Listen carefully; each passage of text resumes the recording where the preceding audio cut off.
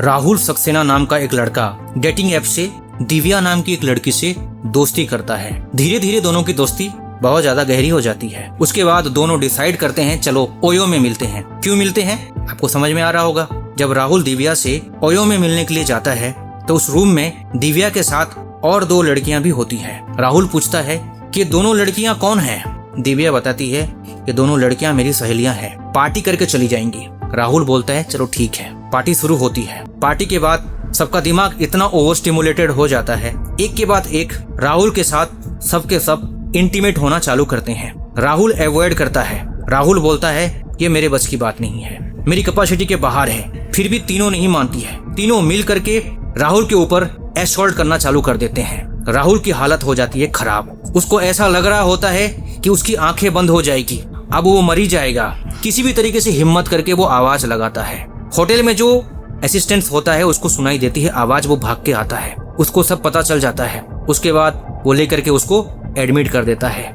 सोचो सज धज करके नए अरमान लेकर के एक लड़का एक लड़की से मिलने जाता है ओयो में और पहुंच जाता है हॉस्पिटल में। उस मर्द का क्या होगा जिसने ऐसे ही सोच लिया है कि इस दुनिया में मुझे कोई सुख नहीं दे सकता। अगर कोई सुख दे सकता है तो वो एक लड़की ही सुख दे सकती है। उसका क्या होगा? ऐसे लड़के कभी डेटिंग ऐप से लड़कियां सेट करेंगे। अगर वहां से लड़कियां नहीं मिली तो रास्ते से लड़कियां उठाएंगे। जैसे दिल्ली में गुड़गांव में लड़कियां खड़ी रहती है ना रास्ते में, वहां से सेट करके ले जाएंगे। वहां से काम नहीं चले तो गर्लफ्रेंड बनाएंगे। एक से काम नहीं चलेगा तो दूसरी बनाएंगे, दूसरी से काम नहीं चलेगा तो तीसरी बनाएंगे। अल्टीमेटली किसी के साथ भी लाइफ सेट नहीं होती है। अगर गर्लफ्रेंड नहीं मिलती है तो अपने आप को नोचने लग जाते हैं। वहां से भी जब सुख नहीं मिलता है तो व्यक्ति मेंटली एग्जॉस्टेड होकर के सिर के ऊपर हाथ दे करके बैठा रहता है। लास्ट 8 इयर्स में 2 टाइप के लोग हमें मिले हैं। एक टाइप का व्यक्ति बोलता है कि राधेश्याम जी, हमने अपने लाइफ में सब कुछ कर लिया है, सारा प्लेजर पा लिया है, सबके साथ संबंध बना लिया है, ऐसा कुछ बाकी नहीं रहा है। उतना करने के बाद भी, उतना एक्सपीरियंस करने के बाद भी अभी भी ऐसा लगता है मानो कुछ नहीं किया है, और कुछ चाहिए, और कुछ नया चाहिए। वो ऑनेस्टली कहते हैं कि इस ट्रैप से हम बचना चाहते हैं। क्या ऐसा कोई उपाय है जिससे इस ट्रैप से, इस डोपामिन एडिक्शन से बचा जा सकता है? जब मैं उनको कुछ उपाय बताता हूँ तब वो इतनी हिम्मत नहीं कर पाते हैं अपने आप को ऊपर उठाने की। क्योंकि जब व्यक्ति मेंटली एग्जॉस्टेड हो जाता है, उसकी एनर्जी ड्रेन आउट हो जाती है, उसका ब्रेन केमिकल इम्बैलेंस हो जाता है, वो चाहकर भी अपने आप को उठा नहीं पाता है। अल्टीमेटली वो एक लोनलीनेस में जीवन पूरा कर देता है। उसको ऐसा लगता है मेरा इस दुनिया में कोई नहीं है।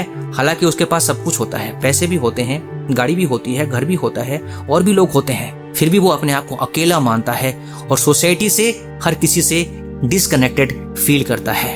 यही हाल होता है जब आपका ब्रेन कंप्लीटली नेगेटिविटी से पोजेस्ड हो जाता है। दूसरा व्यक्ति बहुत ज्यादा सफर करने के बाद हिम्मत करता है और अपने ब्रेन को रिवायर करता है, अपने लाइफस्टाइल को चेंज करता है, अपने सेल्फ को इम्प्रूव करने के लिए सैक्रिफाइस करता है। पहले दिन आपको नहीं पता चलेगा, हफ्ते भर में थोड़ा थोड़ा असर होना चालू हो जाएगा। जैसे कि आप 1 मंथ कंप्लीट करते हैं, आपको महसूस होने लग जाता है प्योर इमोशन क्या होता है, सोशल इमोशन क्या होता है, चरित्र की शक्ति क्या होती है, पुरुष की शक्ति क्या होती है, ट्रू प्लेजर क्या होता है, ट्रू आइडेंटिटी क्या होती है। जब ये रियलाइज होता है वो व्यक्ति दोबारा इस ट्रैप में नहीं फंसता है। अगर आपको भी ऐसा एक्सपीरियंस करना है, चलो एक छोटा सा काम करते हैं। थोड़े समय के लिए ये ब्रेन रिवेयर विथ पेशेंस देखते हैं। इसको पूरा करने के बाद आपका ब्रेन डी एडिक्टेड हो जाएगा। उसके बाद आप अपना कमेंट में बताना आपने कैसा फील किया है। ब्रेन रिवेयर को स्टार्ट करने से पहले आपके लिए एक जरूरी अनाउंसमेंट, रिकवरी करनी है, अपने आप को ट्रांसफॉर्म करना है। मंथन हब का अगला मास्टर क्लास रिक्लेम सेल्फ के लिए अभी का अभी रजिस्ट्रेशन करो। रजिस्ट्रेशन लिंक आपको डिस्क्रिप्शन में मिल जाएगी। सिस्टम में चलो और अपनी डिसिप्लिन को मजबूत बनाओ। So let's start the brain rewire. All the best. वातावरण एकदम प्योर हो चुका है, वाइब्रेशन एकदम एनर्जाइज हो चुका है।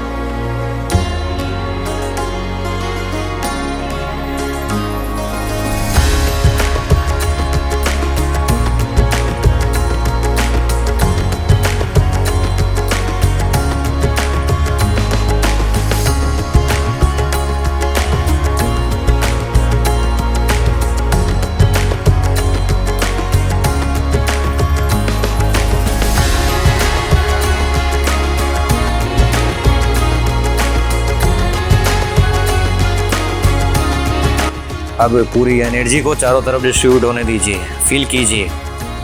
जो भी माइनट से माइनट जो भी फील कर रहे हैं ना, उसको फील कीजिए, विटनेस कीजिए।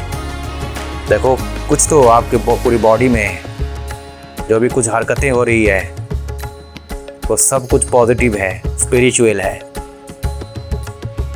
जो भी कुछ एनर्जी ड्रेनेज हुई थी ना, वो रिटर्न हुई है।